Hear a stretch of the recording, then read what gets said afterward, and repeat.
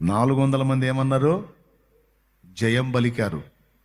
నువ్వు వచ్చి కూడా అదే బలకాలి. వార్నింగ్ ఎవరికి? యెహోవా ప్రవక్తకు వార్నింగ్ ఇస్తున్నారు వీళ్ళు ఈ దౌర్భాగ్యులు. ఆయన వస్తాను, కానీ యెహోవా ఏమి సెలవిచ్చునో దానినే చెబుతా. యెహోవా ఏమి సెలవిచ్చునో దానినే చెబుతారు. నేను ఎవడిని లెక్క చేసే రకం కాదురు. నీ రాజు లేదు, రంగప్ప లేదు, ఎవడిని పట్టించుకోమేడా, ఎవడిని లెక్క చేసేది లేదు. దేవుడు తప్ప ఎవ్వనికి భయపడం.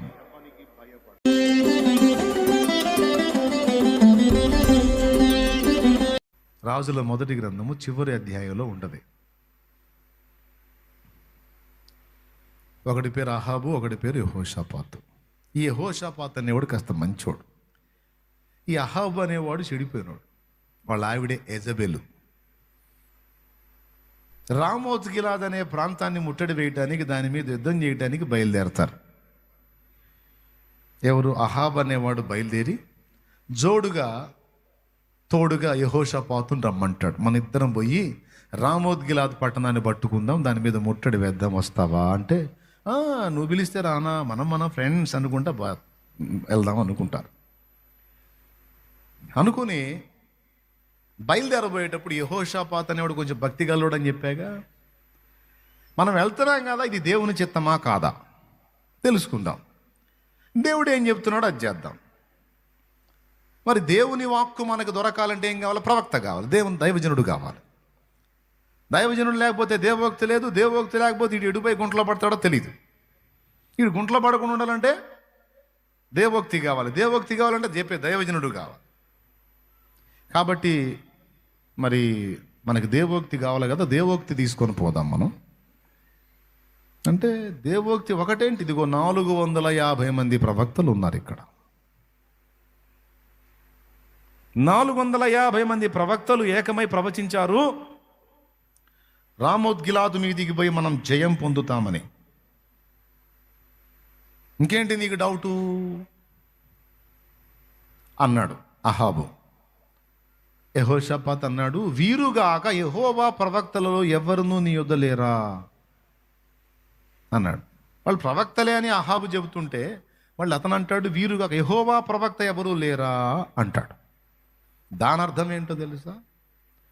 వీళ్ళందరూ నీ దగ్గర జీతగాళ్ళరా బాబు, వీళ్ళందరూ జీతానికి పనిచేసేవాళ్ళు, వీళ్ళు నీ తప్పులు ఖండించేవాళ్ళు, నిన్ను దిద్దుబాటు చేసేవాళ్ళు కాదు. వీళ్ళు నీకు సర్దుబాట్లు బోధించేవాళ్ళు. అర్థమైందా? నీకు నొప్పి లేకుండా చూసేవాళ్ళు, నువ్వు ఏది ఇష్టపడతావో దాన్ని ప్రవచించేవాళ్ళు వీళ్ళు కాదు. జీతగాళ్ళు కాదు. రోషము కలిగి యెహోవా పెట్టిన ఆహారము తింటూ, దేవుని కొరకే బతుకుతూ, దేవుని వైపే చూస్తూ, దేవుడిచ్చిన వాటితో పోషింపబడుతూ, ఎవరినైనా సరే ముక్కు మీద వేలుంచి ఏయ్ అని గద్దించేవాడు యెహోవా ప్రవక్త. అలాంటి వాళ్ళు ఎవరు లేరా? ఒకడున్నాడు, మీకాయా అని ఒకడున్నాడు. కానీ అతడు ఎప్పుడన్నా అడుగు నా విషయమై కీడే ప్రవచించును కానీ మేలు ప్రవచించడు. ఒరా, నువ్వు మంచోడివైతే మేలు ప్రవచిస్తాడు, నువ్వే చెడిపోయినోడివాయా, నువ్వు చేసేయని దరిద్ర పనులాయా, నువ్వు చేసేయన్ని దేవునికి వ్యతిరేకమైన పనులాయా, నీకెట్లా మంచి ప్రవచిస్తాడురా? వీడు అంటాడు, మీకాయా అని ఒక ప్రవక్త ఉన్నాడు, కానీ ఎప్పుడన్నా నోరు తెరవని, నన్ను గూర్చి కీడే ప్రవచించును కానీ మేలు ప్రవచించడు. అందుకని 450 మందిని పోగు చేసుకున్నాడు ఈ దురద చెవులు కలిగినోడు. ఎవరు? అహాబు. 400 మొత్తం ప్రవక్తలు 450 మంది. ఆ ఘట్టంలో ప్రవచించిన వాళ్ళు 400 మంది. అర్థమైంది? ఏలియాని ఎదుర్కొన్నప్పుడు ఇంచుమించు 450 మంది. ఇప్పుడు ప్రవచించింది 400 వేసుకో. ఆ 50 తెచ్చిన వాళ్ళు అదే అంటారులే, మొత్తం జీతాలు సరికేగా.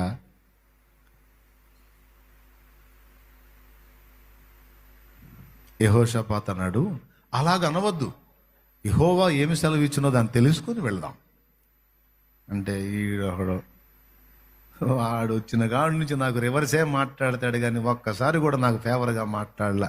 తగలబెట్టాడు అమ్మానండి. ఇప్పుడు ఆయన వచ్చి చెప్పకపోతే నువ్వు కదలని అంటావు. ఎట్ట పుడతారా నాయన ఇంత పిరిగి పందలో అంటే. పోయారు, మీకాయ దగ్గరికి పంపించాడు దూతల్ని. పోయారు, వాళ్ళు అంటారు అడిగి పోయి, మీకాయ అహబు రాజు రమ్మంటున్నాడు రా. ఎందుకయ్యా? ఎందుకు? వాళ్ళు రామోత్ గిలాద్ మీద యుద్ధం చేయడానికి పోతున్నారు, జయం వచ్చిద్దో రాదో నిన్ను అడిగి తెలుసుకోవాలంట, నువ్వు దేవుణ్ణి అడగాలంటారు రా అన్నా. అంటే ఏం కాదు, పొమ్మను, విజయం పొందుతారు, పొమ్మను. వాళ్ళు ఏం చెప్పారు? ఆ 400 మంది జయమని చెప్పారు. అయితే పో, జయం వచ్చింది, పొమ్మను. ఆ మాట చెప్పమని కాదు మమ్మల్ని పంపించింది, నిన్ను తెమ్మని. వస్తావా రావా? రా. అయితే గుర్తుపెట్టుకో, 400 మంది ఏమన్నారు? జయం బలికారు. నువ్వు వచ్చి కూడా అదే బలకాలి. వార్నింగ్ ఎవరికి? యెహోవా ప్రవక్తకు వార్నింగ్ ఇస్తున్నారు వీళ్ళు. ఈ దౌర్భాగ్యులు. ఆయన వస్తాను, కానీ యెహోవా ఏమి సెలవిచ్చునో దానినే చెబుతా. యెహోవా ఏమి సెలవిచ్చునో దానినే చెబుతారే. నేను ఎవడిని లెక్క చేసే రకం కాదు. నీ రాజు లేదు, రంగప్ప లేదు, ఎవడిని పట్టించుకోమేడా, ఎవడిని లెక్క చేసే లేదు. దేవుడు తప్ప ఎవ్వనికి భయపడం. రాజుకు భయపడి దేవునికి దుఃఖం కలిగేటట్టు చేయమంటావా? దేవుడి సంతోషం కోసం రాజునైనా లెక్క చేయను. చల్ పద, వస్తా పద. పోయారు. పోతే మీకాయ రా రా, నీకోసమే ఎదురు చూస్తా ఉన్నావు, నేను యెహోషాపాతు రాజు గారు. ఏంటి నన్ను పిలిపించిన కారణం ఏంటి? మేము రామోత్ గిలాదు మీద యుద్ధానికి పోవాలనుకుంటున్నాం. మాకు జయం వచ్చిద్దా అపజయం వచ్చిద్దా నువ్వు కనుక్కో, సెలవి. రాజా పొమ్ము, నీకు జయం వచ్చును పొమ్ము అన్నాడు ఈయన. వాడంటాడు అహాబు, మీకాయా నువ్వు ఇప్పుడు నిజం పలుకుటలేదు, నా దగ్గర ఈ దోబూచులు ఎందుకు, నువ్వు చెప్పదలుచుకున్నదే చెప్పము. అంటే అహాబుకి అర్థమైపోయింది, మీకాయ ఏంది నాకు ఫేవర్ మాట్లాడటం ఏంది, అసంభవం కదా, ఎప్పుడు రివర్సేగా. షోలాపి అసలు సంగతి చెప్పమన్నాడు. అప్పుడు చెప్పాడు, చెప్పమంటావా? చెప్పమనేగా. యెహోషాపాతు రాజా చెప్పమంటావా? చెప్పమనే దైవజనుడా నిన్ను రమ్మంది. అట్లయితే ఇంటికి వెళ్ళండి అన్నాడు. ఏమన్నాడు? ఇంటికి వెళ్ళండి. అప్పుడు అహాబు మీకాయ వైపు నుంచి యెహోషాపాతుకి వెళ్ళి తిరిగి, నేను చెప్పలా, అది క్యాండిడేట్ ఎప్పుడు రివర్స్, నా పేరు ఎత్తితేనే మంట అతనికి. ఒరే ప్రవక్త కాదురా నాయన, మంట దేవునికి మంట. నీ ప్రవర్తన, నీ క్రియలు, నీ వ్యవహారం దేవుని మనసును నొప్పించింది. కోపం దైవజనుడికి కాదు, దేవునికి. నేను చెప్పలా? ఇవన్నీ మీకాయ చెప్పక ముందు సిద్కియా అని ఒకడు ఉంటాడు. సిద్కియా అని వాడు ఒక అబద్ధ ప్రవక్త. వాడు ఏకంగా అహాబు దగ్గరికి ఇనప కొమ్ములు చేయించుకొని వచ్చి, ఇనప కొమ్ములు, అహాబు రాజా నీవు రామోత్ గిలాదు మీదికి వెళ్ళి అక్కడున్న శత్రువుల్ని ఈ కొమ్ములతో పొడిచి చంపుదువు, జయము నీదే, యెహోవా సెలవిచ్చినదేమనగా జయము నీదే అంటున్నాడు. వీడు కోతలు కోస్తున్నాడు అక్కడ. అప్పుడు ఈ మీకాయ పోయాడు. మీకాయ ఇంటికి పోమన్నాడు. ఈ యుద్ధంలో రాజుకు మూడిందిరా, ఇంటికి మూడు అన్నాడు. రాజు అంటే ఊరు అహాబు. ఏం చెబుతున్నాడు తెలుసా మీకాయ? అహాబు నీ చావు ఫిక్స్ చేశాడ్రా దేవుడు, ఈ యుద్ధంలో కొంపచేర్రా బతికిపోతావా అని చెప్పాడు. ఈ మాట మీకాయ చెబుతుంటే ఈ సిద్కియా అనేవాడు వచ్చి పెళ్ళును కొడతాడు. ఆయన్ని కొట్టి, నేను చెప్పిన దానికి వ్యతిరేకంగా ప్రవర్తించడానికి యెహోవా ఆత్మ ఏ వైపు నుంచి నీ మీదకి వచ్చింది అంటాడు కొట్టి. అప్పుడు మీకాయ చెంప మీద చేయబెట్టుకుని ఏమంటాడో తెలుసా? సిద్కియా, ఇప్పుడు నీకు అర్థం కాదు. సీన్లోకి వెళ్ళిన తర్వాత శత్రువులు మిమ్మల్ని తరుముతున్నప్పుడు దాక్కోవటానికి గుహలు వెతుకుతావు చూడు. ఆ సీన్ కూడా చూశారు, అది కూడా చూపించాడు నాకు దేవుడు. అప్పుడు అర్థమైంది నా సిద్కియా, సంతోషంగా వెళ్ళండి. సావుమూడినోడు చెప్పిన అయినాడురా, సావుమూడినోడు చెప్పిన అయినాడురా. వాడు మిడివేల వాడిన తుంచుకుపోయిద్ది రా, ఆపదో చేసేదేముంది పదా. యెహోషాపాతు అన్నాడు, అయ్యా దైవజనుడా కోపగించుకోకయ్యా, ఏంది చెప్పా. అహబు రామోత్ గిలాదు మీదికి పోయి అక్కడ యుద్ధములో చచ్చున్నట్లు అతనిని ఎవరు ప్రేరేపిస్తారు, ఏ విధంగా ప్రేరేపిస్తారని సింహాసనాసీనుడైన యెహోవా సరౌండ్, తన చుట్టూ పరలోక సైన్య సమూహాలు ఉన్నాయి, వాళ్ళతో మంతనాలు జరిపాడు. కొందరిలాగున కొందరలాగున చెప్పుచూ ఉండగా ఆత్మ ఒకటి ఆయన ఎదుటికి వచ్చి, నాకు సెలవిస్తే నేను పోయి అహబు రామోత్ గిలాదు మీదికి పోయేటట్టు చేస్తా అంది. ఏలాగున నీవు చేయుదు అని ప్రభు అడిగాడు. నేను వెళ్ళి అహాబు ప్రవక్త యొక్క, అబద్ధ ప్రవక్తలు ఉన్నారు కదా, ప్రవక్తలు 400 మంది, వాళ్ళ నోట అబద్ధమాడు ఆత్మగా ఉంటాను. వాస్తవానికి అక్కడ రాజుకు మరణం, కానీ నేనేం పలికిస్తానంటే వాళ్ళ నోట జయమని పలికిస్తా. అప్పుడు ఇంతమంది సపోర్ట్తో వాడు వెళ్తాడు, అక్కడ వాడి కేల్ కథం, వాడు ఆట ముగిసిపోద్ది అక్కడ. సరేపో, నీవు అన్నట్టే జయం పొందుదు అని దేవుడు దానికి అవకాశం ఇచ్చాడు. ఇక్కడ దయ్యానికి జయం రావాలన్న దేవుడే, అదొకటి అండర్లైన్ చేసుకోవాల్సిన పాయింట్. దయ్యానికి జయం రావాలన్నా కూడా దేవుడే, లేకపోతే కష్టం. సరే, అలాగొచ్చి ఈ 400 మంది నోట్లో కూర్చుందిరా, పోతే చేస్తారు, నా మాటిని వెనక్కి తిరగండి అన్నాడు. వింటారా? సిద్కియా ఈ మాట అన్న తర్వాత ఆ దెబ్బతిని మీకాయ ఆ మాట పలికి వెళ్ళిపోతాడు. అప్పుడు అహాబుకు డౌట్ వచ్చింది, ఇంత ఖచ్చితంగా చెప్పిపోయాడేంది, కొంపదీసి నాకేమన్నా మూడిద్దా అని. వాడేం చేస్తాడు తెలుసా, రాజు వేషం తీసేసి సామాన్యుడి వేషం ధరించుకుంటాడు. అంటే గుండెల్లో భయం ఉంది, మొత్తానికి నాకేదో మూడిందని చెప్పిపోయాడు, కొంపదీసి జరిగిందా జరుగును, దేవుడే స్కెచ్ గీశాడని తెలిసింది, ఆ స్కెచ్ నుంచి తప్పించుకుందాం. చూడండి, దేవుడు గీసిన స్కెచ్ని తప్పించుకునే దమ్ము ఎవడికన్నా ఉందా? అందరూ చెప్పాలి, దేవుడు గీసిన స్కెచ్ తప్పించుకునే దమ్ము ఎవరికైనా ఉందా? నో, అంత సీన్ ఎవరికి లేదు. అహాబు గెటప్ మార్చుకుని యుద్ధభూమికి వెళ్తాడు. ఇప్పుడు 2 రథాలు ఉంటాయి. ఒక రథంలోనేమో రాజుగా యెహోషాపాతు కనపడతాడు, ఒక రథం మీదేమో రాజే కానీ సామాన్యుడిలాగా ఉంటాడు. వాళ్ళు ఏం చేస్తారు తెలుసా, రామోత్ గిలాదు వాళ్ళు మొత్తం కలిసి యెహోషాపాతే మెయిన్ రాజు అనుకుని ఇతను వెంట పడతారు.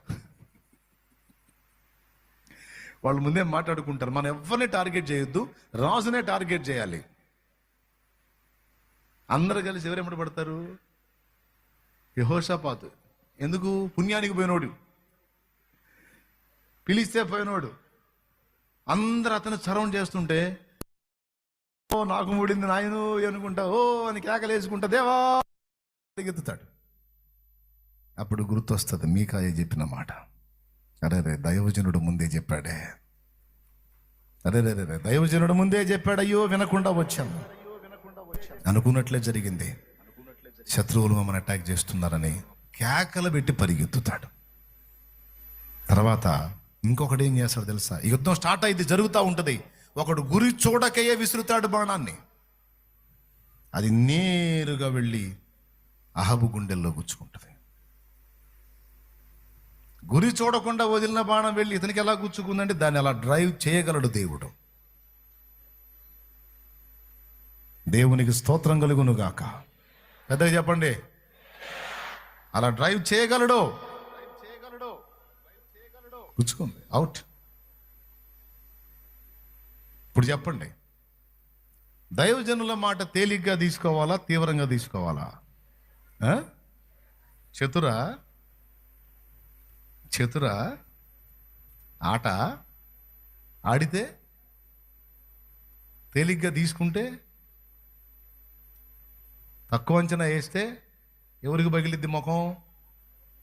వేసిన వాళ్ళకి పగిలిద్ది.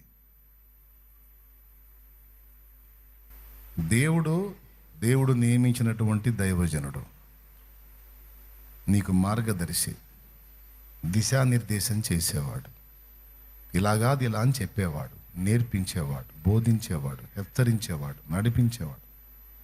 దేవుడు అనుగ్రహించిన ఈవి దైవజనుడు అంటే.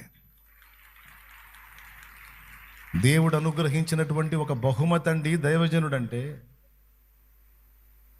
ఆ దేవోక్తులను నీకు అందించే దైవజనుని మాటను నువ్వు తేలిగ్గా తీసుకోవటం, సాక్షాత్తు దేవుని మాటను తేలిగ్గా తీసుకోవటమే. ఎన్నడూ ఆ తప్పు చేయకూడదు. కీలకమైన విషయాల్లో ఏవేవి హెచ్చరికలు నీకు వస్తాయో ఆ హెచ్చరికలు సిద్ధ మనసుతో తీసుకోవాలి, తగ్గించుకొని. కొంతమంది పెడద్దరం ఎలా ఉంటుందో తెలుసా? మీకాయ చెంప మీద కొట్టినట్టు ఉంటుంది. అతడు కీడే ప్రవచిస్తాడు కానీ మేలు ప్రవచించడంటే, అంటే ఇప్పుడు దైవజనుడు విలనా? అంటే నువ్వు పెద్ద మనిషివి, నువ్వు మంచి మనిషివి అన్నమాట. అంటే నీ దగ్గర దరిద్రం లేదు, నీ దగ్గర చండాలం లేదు, నీ దగ్గర పాపం లేదు, నువ్వు పరిశుద్ధుడివి, నువ్వు విధేయుడివి, వినమ్రుడివి, సాత్వికుడివి, అబ్బా దేవుని మాటల్లో ప్రయాణం చేసే నీతిమంతుడివి, దైవజనుడే తేడా అనే కదా వీడి అభిప్రాయం. అతడెప్పుడు నన్ను గూర్చి కీడే ప్రవచించును, మేలు ప్రవచించాడు. ఈరోజు ఇక్కడికి వచ్చి కూర్చున్నాళ్ళలో కొంతమందికి నేను ఇచ్చిన హెచ్చరికలు ఏ విషయంలోనైనా మంట పుట్టిస్తే మారు మనసు పొందండి. అంతేగాని ఆయన ఏంది అట చెప్పటమేంది అట చెప్పటందంటే పోయి వాగులో దూకు. చేయగలిగింది ఏమి లేదు.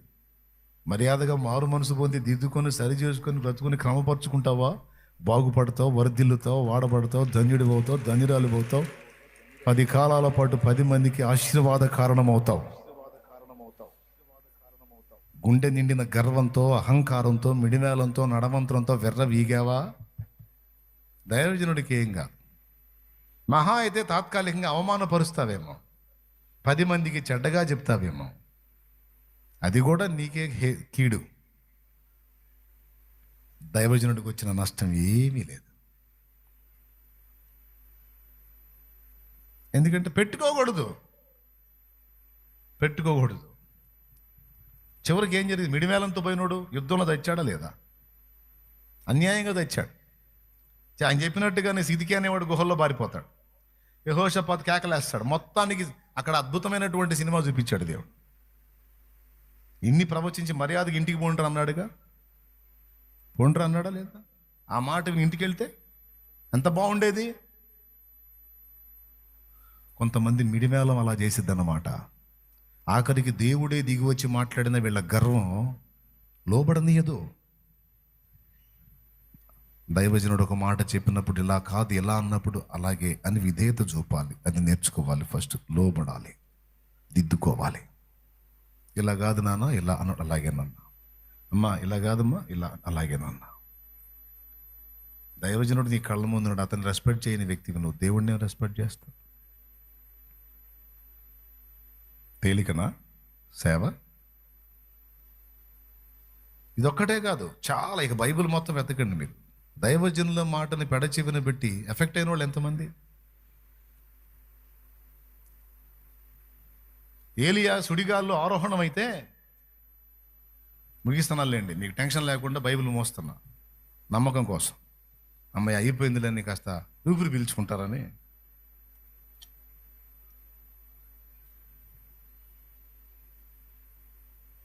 సుడిగాల్లో దేవుడు ఆరోహణం చేస్తే ప్రవక్తల శిష్యులొచ్చి ఎలీషా దగ్గరికి, నీ గురువుని యెహోవా ఆత్మ కొంచెపోయి ఎక్కడన్నా కొండల్లోనో లోయల్లోనో పడేసి ఉండొచ్చు, మాకు అవకాశం ఇవ్వవాయా, మేము పోయి వెతుకుతామంటారు. ఎలీషా అంటాడు, ఒరే కాదురా, డైరెక్ట్గా వెళ్ళిపోయాడు ఆయన. ఆత్మను తీసుకొని శరీరం పడేయటం కాదురా, శరీరంతోనే పోయాడురా, మీరు వెతికినా దొరకదు, వద్దు నాయనలారా అంటాడు. ఏనాలుగా వీళ్ళు అస్సలు మాలో బలవంతులు చాలామంది ఉన్నారు, 50 మందిని పంపిస్తామండి, వెతుకుతారండి, మొత్తం చుట్టేస్తారండి, వడపోస్తారండి. ప్రవక్త అండి, ఏలియా అంటే సామాన్యుడు అండి, దొరుకుతాడండి, వెతుకుతామండి. చెప్పినా వినర్రా బాబు అంటాడు. 50 మంది తిరిగి తిరిగి తిరిగి తిరిగి తిరిగి వస్తారు. ఎరా దొరికాడా? లేదండి, దొరకలేదు, నేను చెప్పలేదురా. వినర్రా మీరు. ఆయన ఎక్కడికి వెళ్ళాడో నాకు తెలుసురా నాయన, నాకు చెప్పాడు. దేవుడు నాకు చెప్పాడు రా నాయన, నీ గురువుని తీసుకుంటున్నాను, సిద్ధపడు, నాకు బయలుపరిచాడు. బిడ్డలారా, ఈ రెండే కాదు, బైబిల్ మొత్తం మీరు చూడండి. దేవుడు ఏర్పరచుకున్న పాత్రలు, దేవుడు నియమించిన పాత్రలు, ఆ పాత్రలు చెప్పినటువంటి మాటకి వినయంతో విధేయత చూపటం ఎంత దీవెన, దాన్ని క్రాస్ చేసి సొంత ఆలోచనల చొప్పున అడుగు వేయటం ఎంత నష్టం అనేది బైబిల్లోనే దొరికింది మీకు. దేవోక్తి లేని ఎడల జనులు కట్టులేక తిరుగుదురు, ధర్మశాస్త్రం అనుసరించేవాడు ధన్యుడు. దాన్నెత్తే కదా నీకు చెప్తాడు అన్న. కాబట్టి మీ జీవితంలో దయచేసి ఏ విషయాలు నేను అందించినా అందులో లోపాలుంటే, అన్న చెప్పాడు ఈరోజు, అన్న కాదు, అన్న నోటి నుండి నా దేవుడు నాతో మాట్లాడాడు, నా తప్పుని నాకు ఎత్తి చూపించాడు, నేను దిద్దుకోవాలి, సరి చేసుకోవాలి. అంతేగాని ఆరోపించి లోపాన్ని చూపించి దేవుని మూలంగా ప్రవచించినటువంటి దైవజనుని తప్పు పట్టడానికి ట్రై చేయకూడదు. దేవుడు ఊరుకోడు, అది ప్రాబ్లం. దైవజనుడితో సమస్య కాదు, దేవుడి చేతిలో పడతారు. అది ఎంత డేంజర్ అంటే, అది నేను చెప్పకూడదు, మీరు తట్టుకోలేరు. అది అందరికీ చెప్తున్నాను, ఏ మాట అయినా సరే ఇక్కడ నుంచి నీకు వెలువడింది అంటే దాన్ని అనుసరించడానికి త్వరపడు, దాన్ని ఫాలో అవ్వటానికి ముందు మైండ్ పెట్టు. పాపంలో ఉన్నావు, వదిలేసేయమన్నాడా, వదిలేయాలి. ఇదిగో ఈ విషయం ఇలా చేయమన్నాడా, చేయటానికి నడుము కట్టాలి. ఇదిగో ఇది ఇలా ఉండు, ఇది ఇలా ఉండు అన్నాడా, ఓకే అని విధేయత చూపాలి. కొంతమంది మైండ్ తేడాగా ఉంటుంది, అట్లాంటి వాళ్ళు కూడా బైబిల్లో ఉన్నారు. అంతమంది లక్షల భారాన్ని నెత్తినేసుకొని మోస్తున్నాడు మోషే. లక్షల మంది భారాన్ని నెత్తినేసుకొని మోస్తున్నాడు. ముసలమ్మ కూసో కూసో. లక్షల మంది భారాన్ని నెత్తినేసుకొని పాపం అల్లాడుతున్నాడు మోషే. 40 రోజులు కాస్త వీళ్ళని చూడవయ్యా అని అప్పచెబితే అహరోనికి దూడం చేసి ఇచ్చాడు. అయ్యా మహారాజు దూడ 40 రోజులకే రంగు బయటపడింది, అహరోన్ రంగు. మిరియాం అక్కయ్య ఉంది, అక్కయ్య కూడా అడ్డుపడలా. అన్నయ్య అక్కయ్య ఇద్దరికి అప్పచెబితే 40 రోజులు 4 దారులు చేశారు దాన్ని, ఆ గుంపుని. మళ్ళీ కొండెక్కినోడు దిగి రావాల్సి వచ్చింది. ఆ ఒక్కడి గుండె ఎంత బరువు మోస్తుంది. లక్షల మంది అంటే అది చిన్న విషయం. 6 లక్షల కాల్బలమే 6 లక్షలు అంటే ఆడవాళ్ళు పిల్లలు కలిపి ఎంతమంది ఉంటారు? వాళ్ళ కుటుంబాలకి, వాళ్ళ తిండికి, వాళ్ళ నీటికి, వాళ్ళ పరిస్థితులకి, వాళ్ళకి ఏది తక్కువ లేకుండా అన్ని విషయాల్లో వాళ్ళకి అన్ని ఏర్పాట్లు చేయటానికి ఒక మోషే ఎంత కష్టపడతాడండి. శారీరకంగా, మానసికంగా ఎన్ని రకాలుగా క్షోభను అనుభవిస్తాడు. వాళ్ళే మంచివాళ్ళ, అడుగడుగునా టార్చరే. చిన్నపిల్లల్లాగా అలుగుతారు, రాళ్ళు ఎత్తుకుంటారు, చిన్నపిల్లల్లాగా ఓ అని ఏడుస్తారు. అంటే పిచ్చి గుంపు మొత్తాన్ని వేసుకొని మోస్తున్నాడు ఆ గుండె మీద.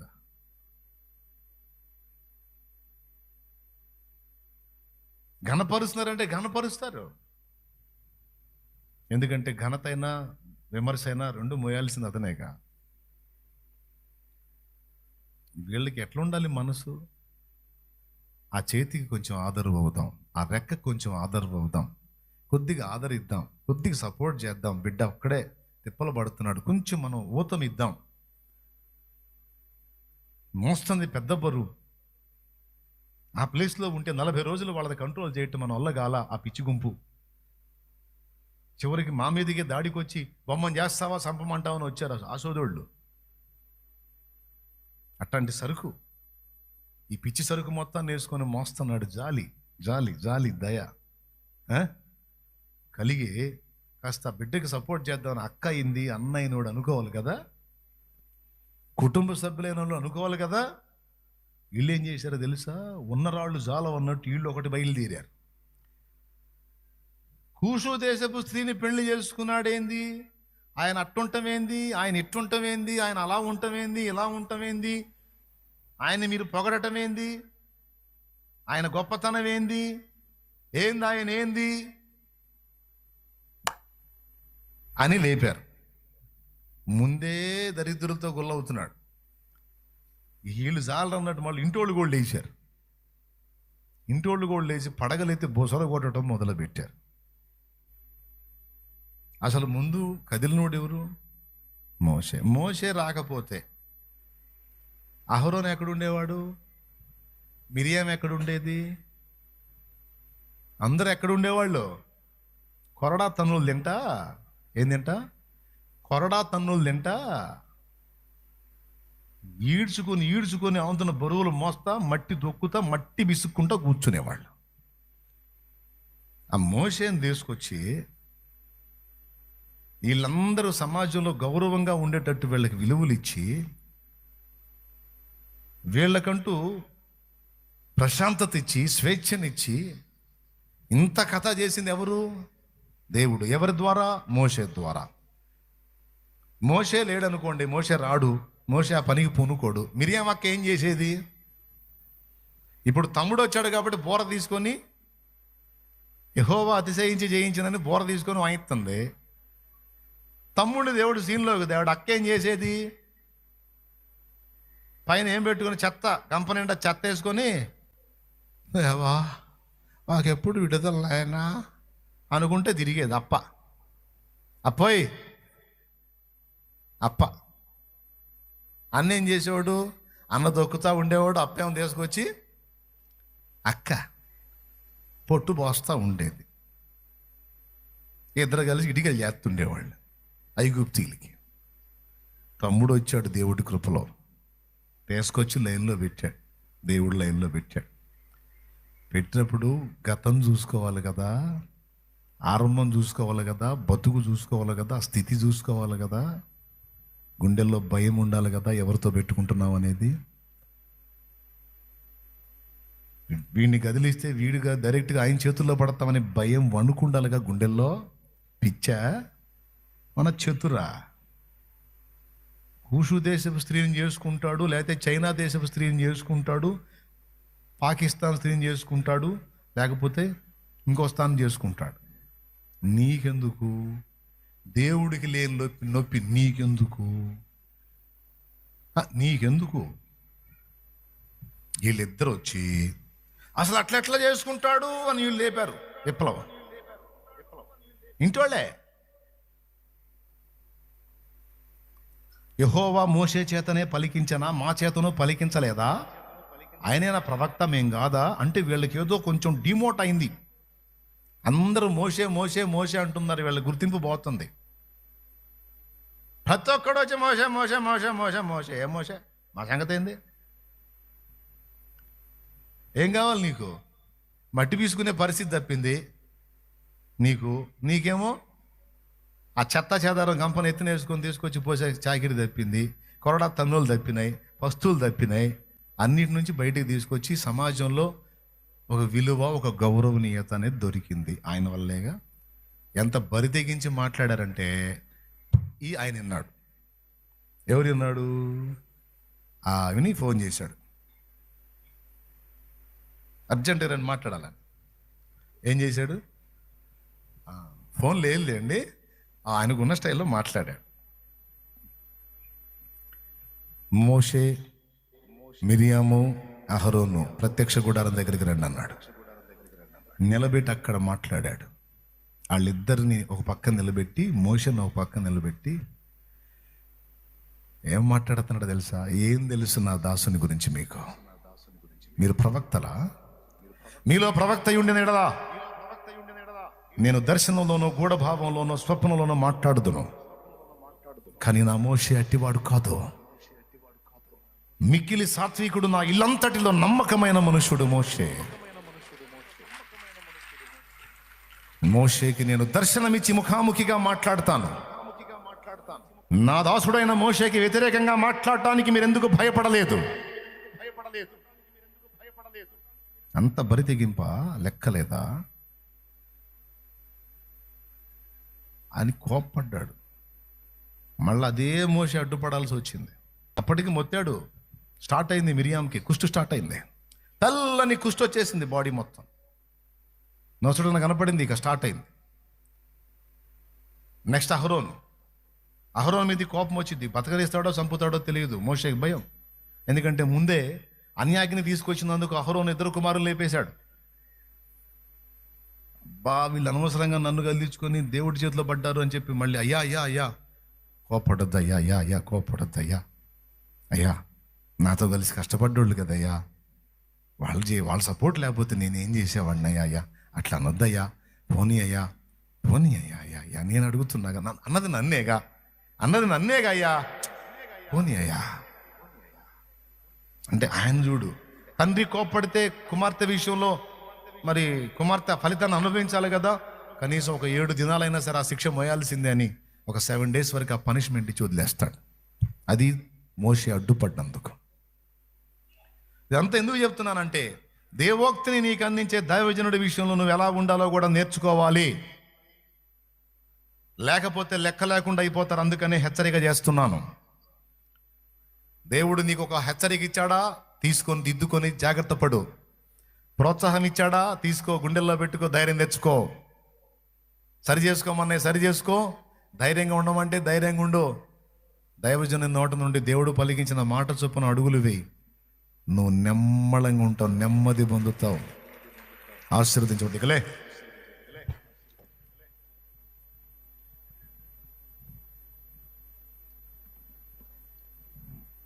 ఈరోజు కొంతమంది గర్వహృదయాలు తయారైనట్టు అహంతో నింపబడి గర్వంగా తయారవద్దు.